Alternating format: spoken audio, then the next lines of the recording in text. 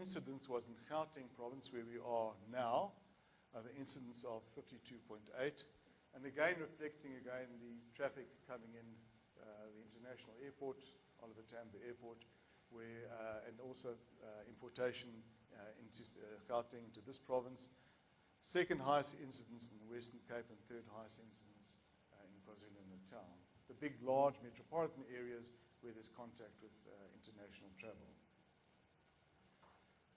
The age distribution, again, nothing really remarkable, fitting in with what has been found in the rest of the world. The median age of 16, and cases varying from a few days old all the way up to a 90-year-old. But the curve certainly skewed towards older children and young adults. And the age distribution, in fact, was quite different to the seasonal H3N2. And I think this is partly an artifact of the surveillance system. There clearly would be a lot more cases in the 65-year-old, over 65-year-old, but neither event certainly a different age distribution to the seasonal H3N2. Also, interestingly enough, different to the H1N1 seasonal distribution of the previous year in 2008, I think we would have expected a similar age distribution, but not. And in fact, the age distribution more closely mimicked the B subtype in 2009. Now, as I said, the first 100 cases were examined rather intensively, but there's a big qualifier, because that was really mainly the travelers or the contacts of the travelers, also to a large extent, for example, student travelers and context of student travel. There was a bit of an outbreak in a sporting event and so on. So if you look at the race breakdown, it really is not representative of the race breakdown of the country. And again, probably the first 100 cases, it would be a similar kind of epidemiological background to what was found in developed countries. So I think that's a very important thing just to in the background. But looking at those first 100 cases, the symptom distribution, again, not too dissimilar to what we found in the rest of the world, cough being the predominant one, fever also high, and so on. And then some of the parameters, again, of the first 100 cases, and again, I must emphasize, not really representative of the population as such.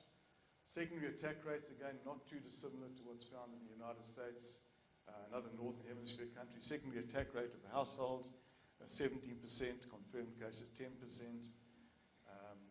The serial interval estimates, again, very, very similar to what has been found in the Northern Hemisphere, 2.32 days for all secondary cases, 2.19 days for household secondary cases. Again, nothing remarkable about that. We did an estimate looking at the growth rate of the initial part of the curve, the growth rate of 0.24, and calculated a basic reproductive number of 1.67, which also then fits in with the epidemiological characteristics in the developed world. We then looked at the deaths, and I think here we started finding some factors which are of interest. And clearly, if you look at South Africa, the big question is, how would the virus, or how does the virus behave in an epidemiological background of very high HIV infection? And as you probably know, South Africa has the unenviable, notorious distinction of having the highest number of people living with HIV in the world. So this would be an interesting case study, as it were, a natural observation study, to look at how H1N1 would behave in an HIV background. And we focused really on the people that succumbed to H1N1 to try and find some of these answers. The total recognized death number was 91, and I say recognized because this is probably a gross underestimate. There probably are many more deaths, particularly in the more deprived parts of the country. And as the CEO mentioned, the deprived parts of the population are very significant in this country. But what was recognized was 91. Now, of those 91, of course, we had data not on all the 91, we had data on some of the 91. 30 of the 32 that were tested for HIV, 53% of those where we knew that they were tested for HIV, 53% of those that succumbed to H1N1 were HIV positive. Now that sounds very, very high, but there's a qualifier, and that's the number that were tested. And there's a feeling that we got knowledge of HIV on those that were in a more advanced stage of HIV. Because, of course, HIV is normally anonymously unlinked tested. So those that we know that were HIV positive were probably the ones that were more sick and were then more likely to succumb.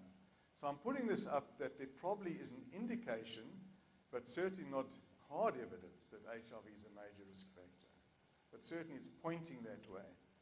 Another important pointer was pregnancy. We found 28% of the mortality were in pregnant women. So 20% of the 88 where we knew the pregnancy state. 3, of course, we just didn't have that information. 28% were in pregnant women. Putting it another way around, in the childbearing age group, 15 to 49 of women, over 50% were pregnant.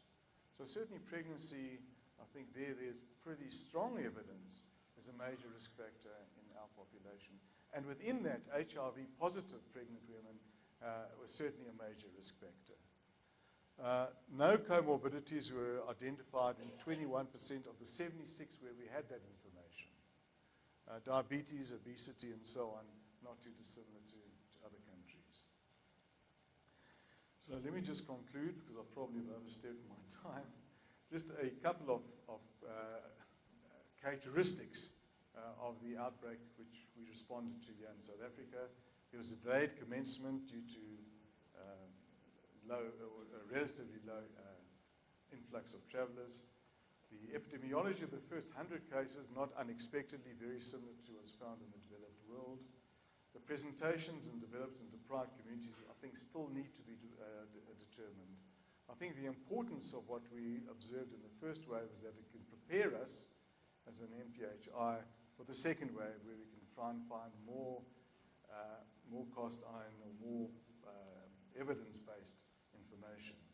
HIV is certainly suggestive of a major risk factor, still need to be investigated. Pregnancy is undoubtedly a major risk factor. Pregnancy and HIV, again, a greater risk factor. And we still are busy in the laboratory doing the viral characterization. So let me then thank our epidemiology team, Brett Archer, John McInerney, Geraldine Timothy, Cheryl Cohen, Lucille Bloomberg, and from the CDC, Stefano Tempia. And then the laboratory, Jack Manamela, who's a little bit photo shy, Dr. Mariki Fenter, Damari Naidu, Professor Adrian Purin, and the Viral Isolation Laboratory, Cardia Fourie, and Amelia Bass. Thank you very much.